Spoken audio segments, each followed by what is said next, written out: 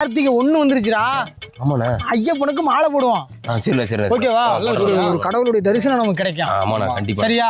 இப்போ இல்லாம நான் வந்து நாளைக்கு கார்த்திகை 1 சாயந்தரம் போறேன். நீங்க எப்ப போறீங்க? அப்ப போறீங்களா? சரி போட்டுருங்க. நீங்க எப்ப போறீங்க? நான் டூர் போற 2 நாளைக்கு முன்னாடி போட்டுறேன் நானு. நீடா? நான் இருமுடி கட்டுற அன்னைக்கு போட்டுக்கிறேன். என்னடா பேசுறீங்க?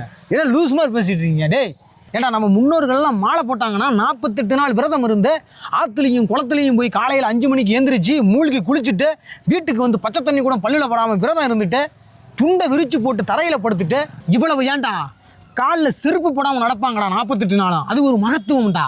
தண்ணி தம்மு பாக்கு பெண்களுடைய ஆசைகள் இச்சைகள் இதுக்கெல்லாம் இடம் கொடுக்காம அந்த 48 நாள் ஐயப்பனுக்கு பஜனை பாடி விரதம் இருந்து 48வது நாள் ஐயப்பனை பார்க்கும்போது கிடைக்குமே ஒரு தரிசனம்.